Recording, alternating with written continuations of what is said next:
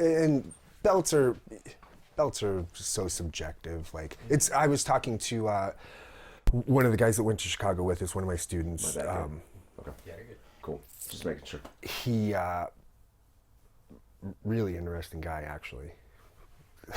I just learned new things about him here recently, actually. But yeah, I can tell you on mic it's fine, but I'll tell you off mic. Just he used to work for a 3-letter.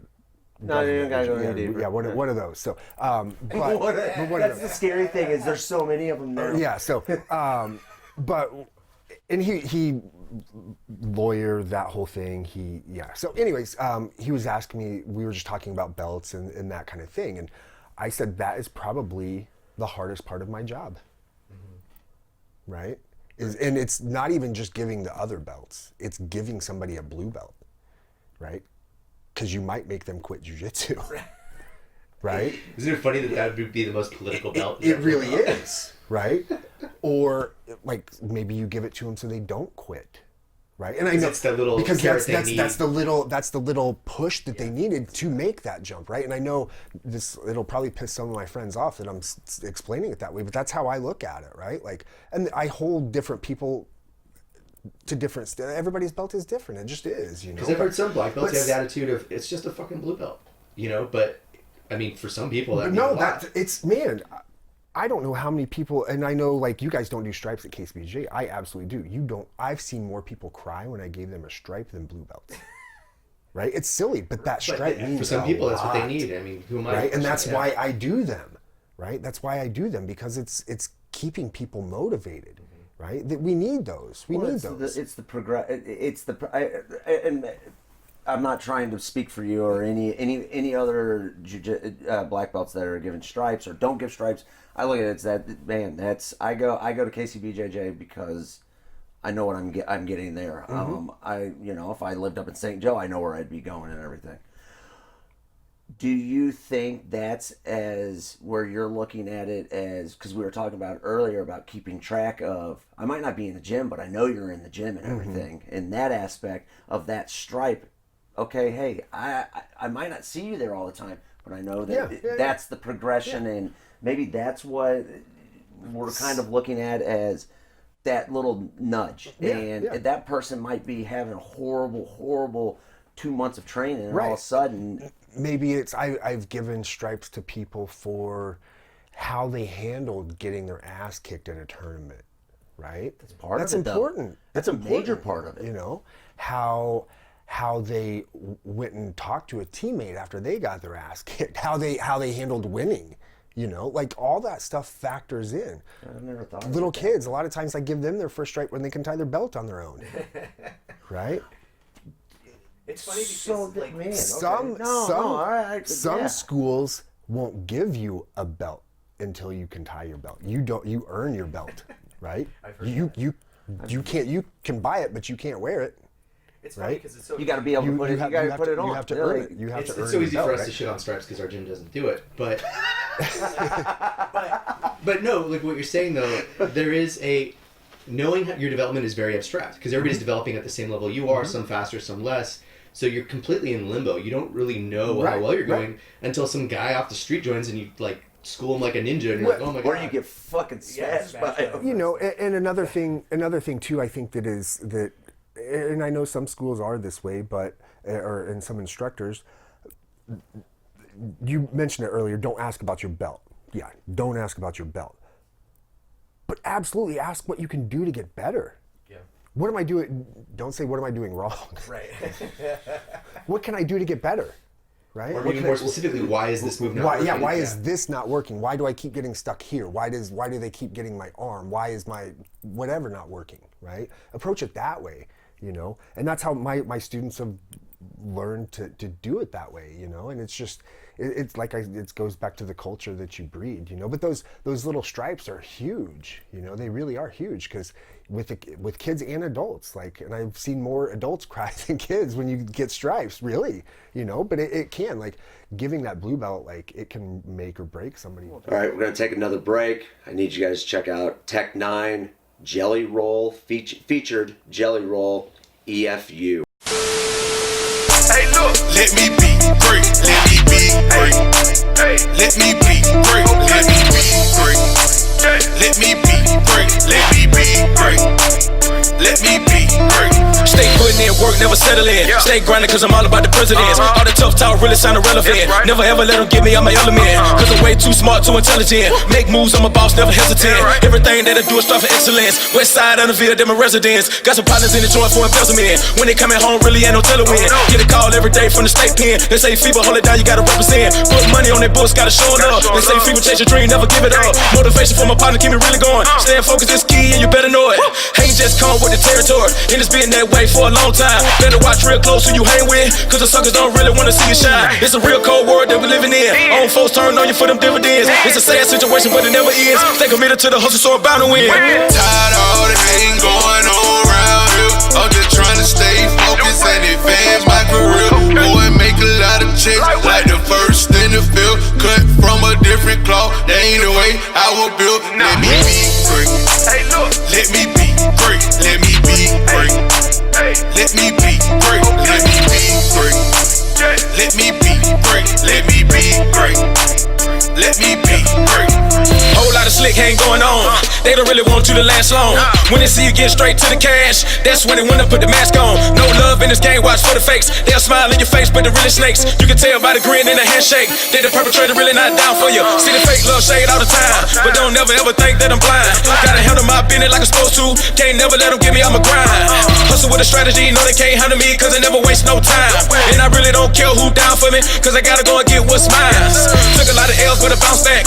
Lost so much I couldn't keep. Hey, I hope you guys all liked that video from Tech 9 featuring Jelly Roll, EFU. Break somebody doing jiu-jitsu. That's the belt that people go to die. Because then they just walk away. And with kids karate, when I was a kid doing karate, it was the black belt. That was where like the dad would freak out and scream at like, I paid $100 for this belt test. Like, fine, you get a black belt. And it was just like pathetic. But it's funny that you mentioned that blue belt's the most like political one.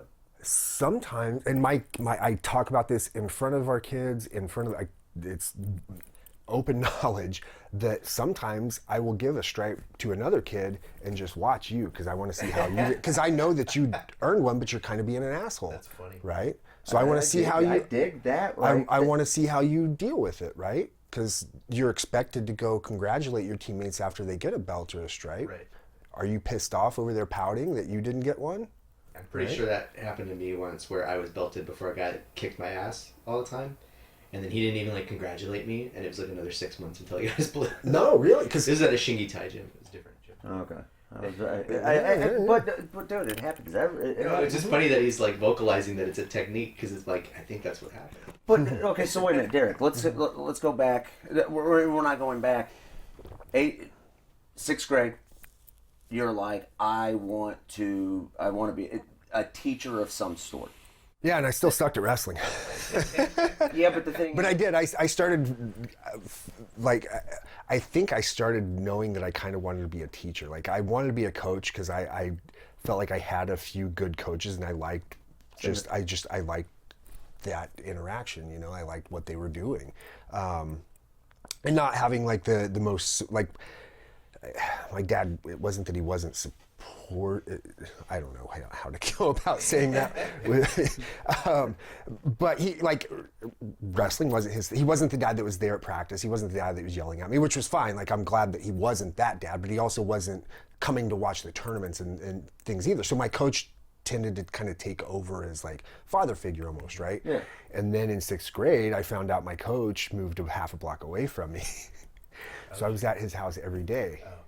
Can we go wrestle? Can we go wrestle? Can we go wrestle? I'd bug the hell out of him. If he was outside, he was kind of like me. Like, he wouldn't say no, right? So if he was home and he answered the door and saw that it was me, we were going to wrestle. Looking out the window, right? Shit, he's here. Right. Yep. He'd drive his car. We would drive to, later on when I was in high school, we would drive to all these wrestling tournaments in the same car. He had this like 88 Nova. We would call it the Supernova, like just piece of shit car. But he had it back then, so I would ride my bike to where we used to have the wrestling practices, and I think that's why I started knowing, like, back then, that I wanted to be a coach, like, you know, because I sucked, and he was putting in time with me when I sucked, right? Mm-hmm. He was just doing it because he saw that I wanted to get better. And so same here. I mean, Deryk, Midwest. We're both Midwest people, wrestlers, all that kind. Because same. As you see, as that point, the great coaches. These are the coaches that go up and beyond. Mm-hmm. They don't coach the best kids. They coach all of the kids. Mm-hmm. And that's what I'm getting from your standpoint. I had a coach. I was not the best person on the team. No, not at all. I might not have been the worst person on the team, mm-hmm. but I gave it my all every single time. Mm-hmm. And it was that standpoint. Hey, you want to go wrestle today? Cool, let's go. Yep. Hell, you want to go to this tournament? Let's go. Yep. So looking at it now as a coach, that's what I'm getting from all the conversations we've had, and now sitting down and being able to come on, get this on film and stuff, is, yeah, you want to coach the champions and everything, but you would rather coach that person that has self-built themselves, mm-hmm. and it's not that you have made them. And this is where I'm looking at it from. I don't make the athlete. Mm. I just give them the tools for them to make themselves. Mm-hmm. And I look at it this way, and I love how you said it. Dude, I went and I tried to find the best. I wanted to get, because it got instilled in you from a young age, mm-hmm. and you didn't even know it at a young age. It was just, fuck, man, I'm getting beat on. This mm-hmm. sucks. This sucks. My mom's not gonna let me quit. And then all of a sudden, it was like, it's just me. It's what I do. And then all of a sudden, you had that connection with that coach. Mm-hmm. And then all of a sudden, oh shit, he lives a block away. And then go from there on that aspect. Did wrestling just bloom for you? And because I know the story, I know you're a college wrestler and everything. Yeah, I mean, I definitely started improving then. I always had like mental issues that kind of held me back from like really succeeding. Like when at the end of the year, when it counted. But it was always my approach was just always fucked up. I always overthought things. But anyways, no, that absolutely is where things like really started growing from, because like he saw how hard I was willing to work, and then of course I'm going to start improving. So he's willing to take me to a camp that I don't have money to pay for. Right, he's willing to pull some strings to take me so I can go and again learn from people much better, right? Or spending the $20 so I get to go to the freestyle tournament and get 12 matches in a day, right? Because it's like gold. Yeah. Right. Oh gosh. But I got so many opportunities because of that back when I was in like 6th, 7th grade, like busting my ass. It just continued over, and I saw that it was going to continue providing me with opportunities. Even if I wasn't the best, as long as I worked hard, it was going to continue keeping doors open for me. And it did. Like it allowed me to go wrestle in tournaments that typically I probably wouldn't have been able to, and that's a big reason why I got my scholarship to Missouri Valley. I was getting my ass handed to me in a match, and Ma Coles was watching. I was down by like 9 points, and my coach chewed my ass, but I ended up, I was in that tournament because of my coach, right? I shouldn't have been there really, but because of that, I ended up getting to go wrestle in college because this coach saw me in this match, just turn it on and come back and win this match. So it absolutely, and not only as a competitor, but also back then, like he was obsessed with wrestling, and I already was at that point too, but then I had somebody that like I got to like kind of follow along, right? Yeah. So getting to be around his coaches, right? And around the coaches all the time, because I'm going and staying in the coaches' houses, so I'm seeing them outside of the mat area too, right? Yeah. So it helped even further me that's what I want to do. Because you want to be part of that lifestyle, that world. Yeah, absolutely. That bitch come up goes round.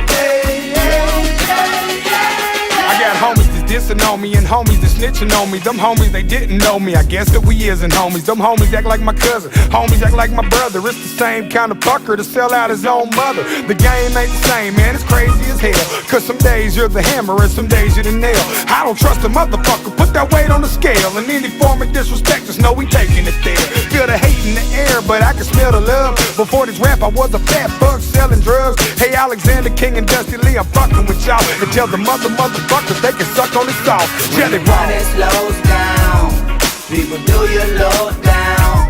That bitch karma goes round. When the money slows down, people do you low down. That bitch karma goes round. I got a swag you can't duplicate, never find another. I was born to be a winner, straight thoroughbred blooded. I'm a diamond in the rough, ain't no other way to put it. So it's time for me to shine, make the whole world sunny. I must have lost your mind trying to put me in the gutter. I just stand back up, bet you never saw it coming. You try to blindside me, you ain't ending young Gus. Bitch, I'm back and I'm better, what's up? Hey, I got an old soul, young boy, show up with some penny loaves. Bras on, Tom Cruise, sliding in my tippy toes. Dressed like I'm selling blow, no time for suckers. Time to show the world just bigger motherfuckers. When the money slows down, people do you low down. That bitch karma goes round.